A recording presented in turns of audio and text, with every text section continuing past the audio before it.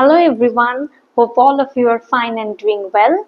In this video, I'm going to discuss in detail P.V. Shelley's celebrated Ode to the West Wind, and in this video, I'm going to provide critical interpretations of the poem, and also I'll be focusing on the in detail textual analysis of the poem Ode to the West Wind.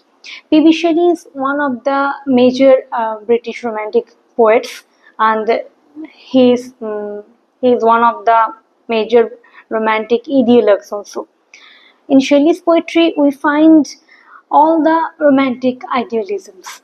First of all, he is an atheist, but at the same time, without uttering any single word about God, he has invoked the spirit of divinity into his poetic imagination.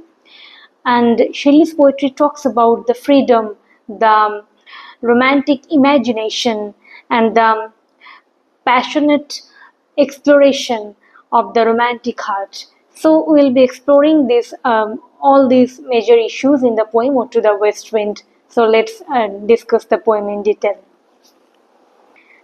So Percy Bysshe Shelley, or P.B. Shelley, very famously, he is known as a romantic ideologue or a romantic revolutionary. Shelley means philosophy, idealism, lyricism. He is more a metaphor, symbolism, and essence than a biographical identity. His personal life melted in a vision because he was essentially a romantic visionary. He was a prophet of atheism. He was expelled from Oxford University for his pamphlet, The Necessity of Atheism. We all know that. So Shelley debunked the myth of Christian benevolent God. And as a romantic revolutionary, Shelley craves for a new future, new horizon for the future generation. So this kind of revolutionary ideas of Shelley get reflected in his numberless poems. Ode to the West Wind is one of such famous poems. Such types of poems are The Cloud, The Revolt of Islam. So in these poems we find Shelleyan revolutionary idealism. He extends his naturalistic prophetic vision in the poem Ode to the West Wind. The universal spirit has been personified here as the west wind, which is undying, which is deathless. It faces the evolutionary flux, but it cannot die. In the poem The Cloud also, Shelley articulates the same deathless and undying nature of the universal force or the universal spirit, which is labeled as the cloud in the poem of the same name. So the basic characteristics of the universal spirit is deathlessness and its diarchic quality. What does I mean by the word diarchic? Diarchic means the simultaneous act of creation and destruction. The romantic poets, they always adhere to the Rushian idealism that return to the nature. So romantic poetry is a poetic venture where the poet always wants to return to the nature. Now, what does this nature mean? Is it the natural world? Is it nature as we see around us? Sometimes it is not natural world or nature as it is. Sometimes it means the necessity, the ability on part of the romantic poet to be a natural poet who can get rid of the forms, poetic diction, constrictions, and at the same time he or she is able to compose poetry out of the pure passion, pure joy. So in a sense, if we are planning to define a romantic poet, then I think it is best to apply Shelleyan metaphor also, because in his defense of poetry, Shelley has already defined a romantic poet in the metaphor of the nightingale who sits in the branch of the tree in the darkness, and she sings out of sheer joy and pleasure. So the romantic poet is a very powerful romantic ideologue, and at the same time he is a visionary, he is a revolutionary, all these visionary and revolutionary idealisms are getting articulated very exquisitely in every line of the poem Ode to the West Wind. So before beginning the poem Ode to the West Wind and its critical analysis, I think it is better to mention the year of composition. Shelley composed this poem Ode to the West Wind in one sitting. He composed this poem on 25th October 1819 and the poem was finally published in 1820. Shelley followed a wonderful metrical pattern in the poem. He followed the terzo rima meter, which is very unique and very difficult meter, so to speak.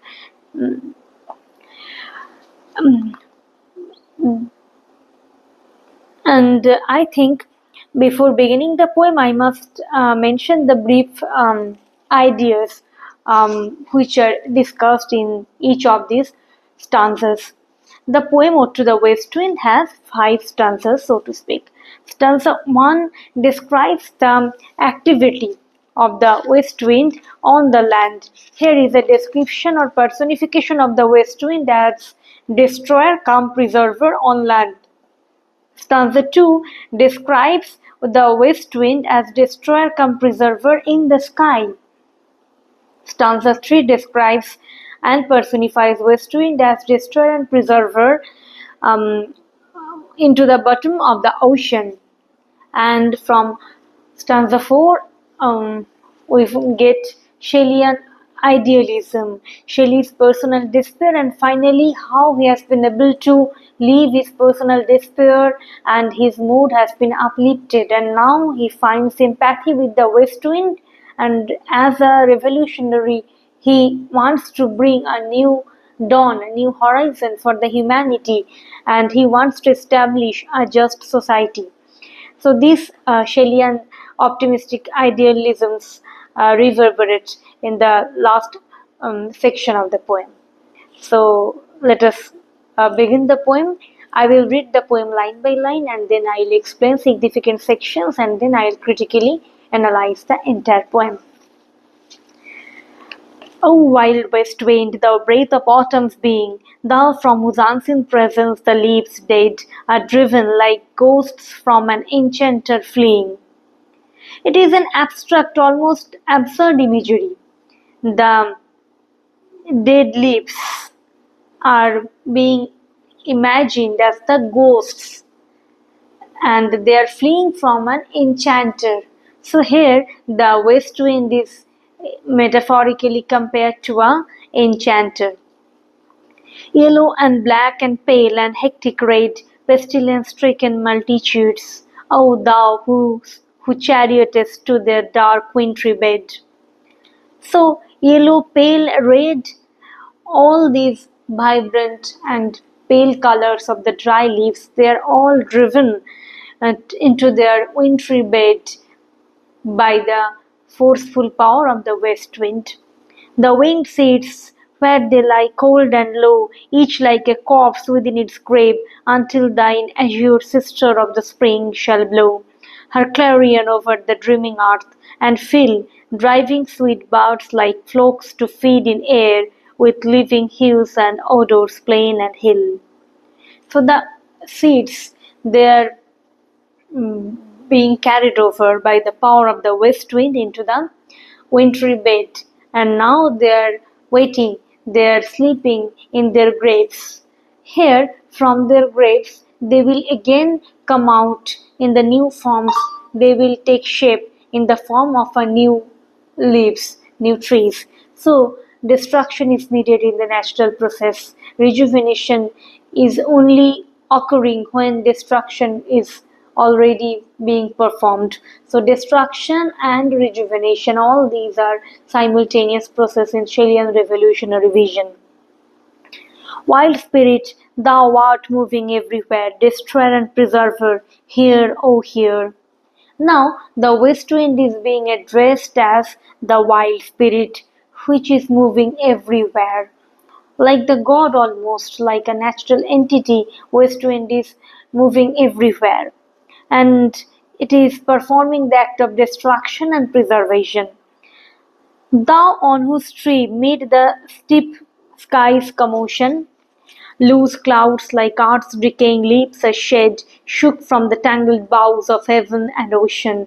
Angels of rain and lightning, there are spread on the blue surface of thine airy surge, like the bright hair uplifted from the head of some fierce maenad, even from the dim verge of the horizon to the zenith's height, the locks of the approaching storm, the dirge of the dying year to which this closing night will be the dome of a vast sepulchre, vaulted with all thy congregated might, of vapours from whose solid atmosphere black rain and fire and hell will burst.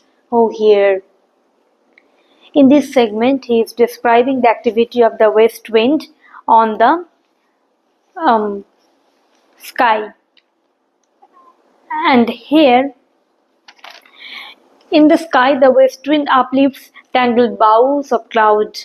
Huge columns of cloud are driven off from the horizon to the zenith.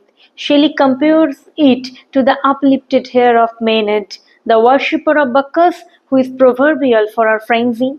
The poet employs pagan mythology here to depict the wind. The mythopoeic description of the wind in terms of Maenad and her uplifted hair contains the same principle of destruction and preservation. The howling of the wind is the dirge of the year going to die in the winter. The canopy of cloud driven by the wind is the sepulchre of the impending dead year. But the massive columns of cloud rain down with lightning to refertilize the soil for a lush revegetation. In the next segment, Shelley is describing the activity of the west wind on the ocean. Thou who didst waken from his summer dreams, the blue Mediterranean where he lay, lulled by the coil of thy crystalline streams, beside a Pumice isle in Bay's Bay, and saw in sleep old palaces and towers, quivering within the waves' intenser day, all overgrown with azure moss and flowers, so sweet the sense faints picturing them. Thou for whose path the Atlantic's level powers cleave themselves into chasms, while far below the sea blooms and the oozy woods which wear the sapless foliage of the ocean know thy voice, and suddenly grow grey with fear, and tremble and despoil themselves, O hear! The west wind makes its presence felt to the sleeping Mediterranean in summer dream. It shakes furiously the underwater palaces and towers near the Bay's Bay. It blows over the Atlantic, cleaves it into deep chasms, and despoils the underwater sapling foliage, spreading their seeds for regeneration of life. Thus, the west wind is a furiously palpable power of destruction and preservation across land, sky, and water. After this invocation to and idealization of the west wind, there is a turn in the thought pattern of the poet. The poet falls back on the anguish and pinpricks of his personal life. So in stanza 4, we find Shelley's personal despondency and pessimism as a mortal human being who is entrapped into the pinpricks of life, who is entrapped into the um, human world, which is functioned by the laws of the defunct conventions. If I were a dead leaf, thou mightest bear. If I were a swift cloud to fly with thee, a wave to pant beneath thy power and share the impulse of thy strength, only less free than thou, O uncontrollable, if even I were as in my boyhood and could be the comrade of thy wanderings over heaven, as then when to outstrip the sky's speed scarce seemed a vision I would never have striven. As thus with thee in prayer in my sore need, O lift me as a wave, a leaf, a cloud. I fall upon the thorns of life, I bleed. A heavy weight of hours has chained and bowed, one too like thee, tameless and swift and proud. See, this stanza 4 is a typical of any kind of romantic poetry because in Keats also, you will see in Nightingale Ode also when the poet is imagining that he can transcend the monotony, the dullness and drudgery of the mortal world with the help of his imaginative faculty. But after a while, the poet has realized that the imagination is not that strong, and therefore he needs to return back to the harsh reality of life. Here in the fourth stanza also you will find the same recollection, the same thought pattern shared by P.B. Shelley as well. Here Shelley, in the first, second, and third segments of the poem, he described in detail in a passionate, odorous tone the activity of the west wind in the land and the activity of the west wind in the bottom of the ocean and also in the sky. But most importantly, he feels that his passionate craving to be a part of the energy of the west wind is very difficult because he is a mortal being and he is chained, he is conditioned by the societal norms and laws, and the society is a defunct, moribund society. Therefore, the rejuvenation, the revolution needs to take place in this defunct society, and the rejuvenation is very much important for this society to function properly. Now, the poet believes that it is very difficult on his part as a mortal being to share the power, share the uh, mm, fierceness, share the sweetness of the west wind. So he is imagining to be a dead leaf which could be blown away by the west wind. He wished he could be a cloud who can fly with the west wind. He can be a small wave who can pant beneath the power of the vast energy of the west wind and can share the strength and power of the west wind. But now he is lamenting, he is contemplating on his age. The reflection on ageism comes in this line when he talks about if even I were as in my boyhood and could be. So he's saying in my boyhood he could have shared the spirit, the power, and the uncontrollable energy of the west wind. But as he has grown up, he is an aged person, he might not be able to bear the energy, the uncontrollable power of the west wind. In the next segment, now the poet finally transcends him from his pessimistic phase to an optimistic one. Now he is saying, make me thy lyre. Lyre is like a flute, a musical instrument. So he craves to be the lyre of the west wind, who can share the rhythm, the beauty, the energy, and the uncontrollable spirit of the west wind. What if my leaves are falling like its own, the tumult of thy mighty harmonies will take from both a deep autumnal tone, sweet though in sadness. Be thou, spirit fierce, my spirit, be thou me, impetuous one. Drive my dead thoughts over the universe, like withered leaves to quicken a new birth, and by the incantation of these words, scatter as from an unextinguished hearth ashes and sparks my words among mankind, beat through my lips to an awakened earth, the trumpet of a prophecy, O wind, if winter comes, can spring be far behind? Here he personally talks about the problems, the pinpricks of modern life, of his mortal life when he talks about I fall upon the thorns of life, I bleed. The cause of his sadness and bleeding is that he has lost the liberty and freedom and tameless spirit of his childhood. He is conditioned and he is confronted with an unjust and effete world order. Almost in a paroxysm of lament, he speaks out, a heavy weight of hours has chained and bowed one too like thee, tameless and swift and proud. In a deep and poignant longing for the power of the west wind, the poet finally shakes off his personal despondency and achieves a mood of empathy with the west wind. Here we find the line, be thou me, impetuous one. The poet turns the lyre of the song of the wind. He becomes a human duplication of the revolutionary persona of the wind in nature. His dead thoughts, old habits, and conventions are ashes driven away by the power he has imbibed from the wind.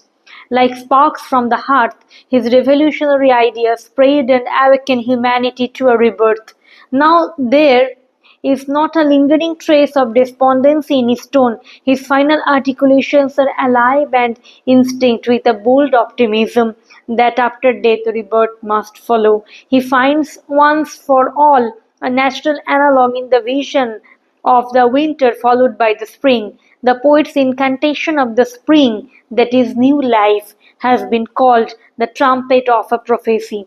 Here prophecy stands for the glorious future of regenerated humanity. Therefore, the last line of the poem rings with revolutionary optimism. If winter comes, can spring be far behind?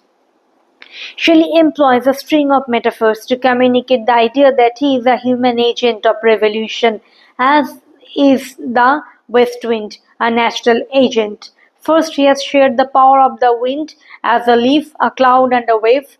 Empathy with the wind is achieved through these metaphors. After this empathy, the poet metaphorizes himself as a spark shorn of ashes. He has already become the lyre of the wind in the progress of revolution from nature to humanity. Now, with the igniting power of a spark, he will arouse humanity to a rebirth. Indeed, in Shelleyan poetry, metaphors and images not only build up a myth but also pave the way for a final transcendence from bondage to freedom. He will be the trumpet of a prophecy finally. The wind is the very metaphor of the concept of revolution. The wind is the primary and the central metaphor in the poem. And his Ode to the West Wind is a classic example of how revolutionary ethos melt into pure lyrical melody, resonating with metaphors and images that weave into a mythopoeic higher language. It is the language of revolution and rejuvenation. And in the last segment, we find the important words like ash. Here, ash is a metaphor. It symbolizes old thoughts, dead conventions, dead habit, which made the society defunct and moribund. Therefore, it is important to eliminate those ashes from the society in order to rejuvenate it. And we find also that the word spark. Spark means a revolution among humanity. Through the metaphors, the poet transcends from personal despair to revolutionary hope. Through the string of metaphor, the poet comes in revolutionary optimism. The revolutionary idealism is affirmed in the line, the trumpet of a prophecy. His hopes are ringing through the final lines of the poem. So, in the poem, we find the journey of the poetic persona from personal despair into an optimistic revolutionary zeal, and the poetic persona here envisions a rejuvenated new society for the humanity. Therefore, the west wind in the poem is a central metaphor. The west wind is the personification of the universal spirit. Now, this universal spirit in Shelleyan imagination is not God, because Shelley was an atheist. So he has never ever uttered the word God as such. But in the romantic poetry, the doctrine of embracing nature, the untamed spirit of the nature, the uncontrollable energy and power of nature is an important aspect. And this uncontrollable natural force is always equated with the divine power. Though Shelley has not mentioned the term divine or divinity, but the reverential tone with which he has addressed the west wind throughout this entire poem make us believe that the poet is actually envisioning the universal spirit in the form of the west wind. Therefore, there is a simple equation in the poem. The west wind is the personification or metaphor of the universal spirit, which is a cosmic force and which is deathless and which has the power to create a revolution in the society. And the poet, by the power of his empathy, has been transformed into the human agent of the universal I into the society. Therefore, the west wind is a natural agent to create revolution in the society, and the poet is a human agent to create a revolution in the human society.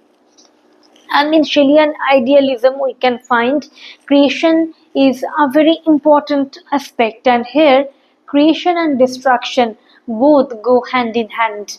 Therefore, destruction is very much important. Destruction is needed in order to create something new. So, Shelley's revolutionary idealism makes this entire poem a remarkable one, I must say. I think you find this analysis helpful for your understanding. Thank you for watching this video. Please do like, share and subscribe my YouTube channel, and do comment and let me know on which topic you want me to make my next video. Thank you for watching. Good night everybody. Bye.